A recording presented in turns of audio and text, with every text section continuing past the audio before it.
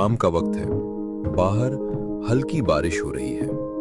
अद्वैत college से लौटता है, थका हुआ और चुपचाप। वो अपने जूते उतारे बिना ही बैग सोफे पर फेंक देता है और कुर्सी पर बैठ जाता है। माँ रसोई से आवाज लगाती। अद्वैत, आ गए बेटा तुम? चाय ला रही हूँ। नहीं माँ, नहीं चाहिए कुछ।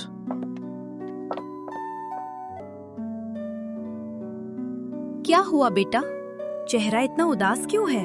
माँ, मैं समझ नहीं पा रहा मैं इतना सब क्यों कर रहा हूँ। पढ़ाई करूँ, नौकरी ढूंढूं, मेहनत करूँ, पर आखिर किस लिए? हर दिन वही दिनचर्या, वही टेंशन। कभी लगता है कुछ भी ना करूं तो शायद बेहतर लगे। देखो ना माँ, कुछ लोग कुछ नहीं करते फिर भी खुश रहते हैं, तो मैं क्यों इतना सोचूं, इतना भागूं? कभी कभी लगता है मेहनत करने से कुछ फर्क ही नहीं पड़ता। माँ चुपचाप उसकी बातें सुनती हैं। उसकी आंखों में चिंता नहीं, स्नेह है। वो धीरे से मुस्कुराती हैं और फिर वो अद्वैत से बात करना शुरू करती हैं। तो अब बेटा कह रहा है कुछ नहीं करना है। नहीं, मेरा मतलब बस समझ नहीं आता कि इतना सब करने से आखिर क्या मिलेगा। माँ अद्वैत के पास बैठी हैं। घर में हल्की सी शांति है। माँ धीरे से अपनी पुरानी गीता उठाती हैं, जिसके पन्ने पीले पड़ चुके हैं। बेटा, अर्जुन भी कभी तेरी ही तरह उलझ गया था। वो भी कहने लगा था, मुझे समझ नहीं आता माधव, मैं क्या करूं और क्यों करूं। तब भगवान श्री कृष्ण ने उससे कहा था, नैव तस्य कृते नार्थो ना कृते नेह कश्चन न चास्य सर्वभूतेषु कश्चित् दर्थव्यपाश्रयः। इसका मतलब है, एक समझदार इंसान कुछ पाने के लिए काम नहीं करता, लेकिन वह काम करता है क्योंकि कर्म करना ही जीवन का स्वभाव है, चाहे उससे कुछ मिले या ना मिले। पर माँ, अगर कोई फायदा नहीं तो क्यों करें? देख इस पौधे को, ये हर दिन बढ़ता है, पत्ते फैलाता है, पर क्या इसे कोई कहता है ऐसे बढ़ो? नहीं ना, वो बढ़ता है क्योंकि बढ़ना ही उसका स्वभाव है। वैसे ही इंसान का स्वभाव है कर्म करना। तू चाय पीता है ना? इसे बनाने में कितने लोग लगे होंगे। किसान जिसने चाय की पत्ती उगाई, दूध वाला, बिजली वाला, वो सब काम करते हैं, क्योंकि अगर कोई भी रुक जाए तो जिंदगी रुक जाएगी बेटा। मतलब सबका काम किसी न किसी के काम आता है। हाँ बेटा, सूरज अगर ना उगे तो धरती पर अंधेरा छा जाए, नदी अगर ना बहे तो खेत सूख जाएं, हवा अगर चलना बंद कर दे तो जीवन रुक जाए। ये सब किसी इनाम के लिए नहीं करते, बस इसलिए करते हैं क्योंकि उनका वो कर्म ही उनके अस्तित्व का कारण है। इसमें वे ये नहीं सोचेंगे कि इससे उनको क्या फायदा मिलेगा।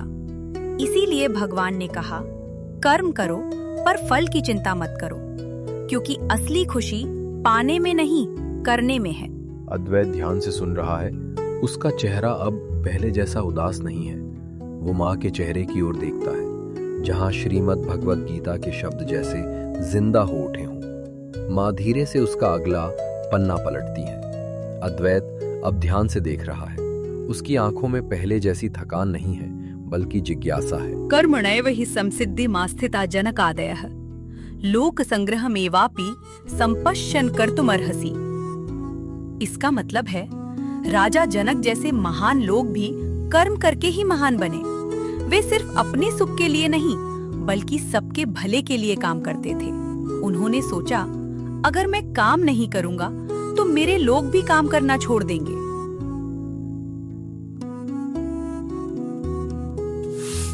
माँ धीरे से खिड़की की ओर देखती है। बाहर एनजीओ के कुछ लोग कचरा उठाते और पेड़ के नीचे साफ सफाई करते नजर आते हैं। देख बेटा, वो लोग शायद किसी ने कहा नहीं, फिर भी वो सफाई कर रहे हैं ताकि सबका वातावरण अच्छा रहे। क्यों? क्योंकि उनके अंदर जिम्मेदारी है। यही लोकहित है, यानी दूसरों के भले के लिए कर्म करना। मतलब हमें सिर्फ अपने लिए नहीं, बल्कि सबके लिए काम करना चाहिए। हाँ बेटा, जब तू अपनी मेहनत से किसी और की जिंदगी आसान बनाता है तो वही सबसे बड़ा धर्म है।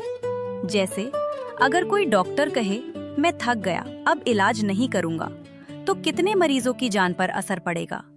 अगर कोई शिक्षक कहे अब नहीं पढ़ाऊंगा, तो बच्चों का भविष्य रुक जाएगा। हर इंसान का काम छोटा या बड़ा नहीं होता, हर काम का असर कहीं ना कहीं पहुंचता है।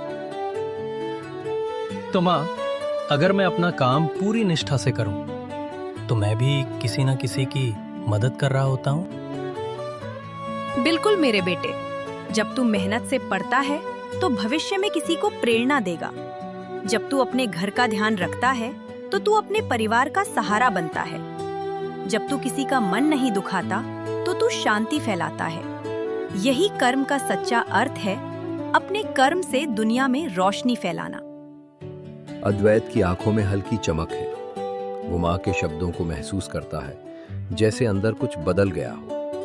खिड़की से आती धूप अब और तेज हो गई है, जैसे उसके मन का अंधेरा हट गया। माँ, अब समझ गया। कर्म करना मतलब बस नौकरी या पढ़ाई नहीं, बल्कि अपनी जिम्मेदारी निभाना है।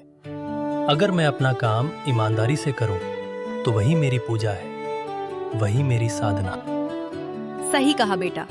जब इंसान अपना काम बिना स्वार्थ और पूरे दिल से करता है, तो वही सबसे बड़ा योग है, कर्म योग।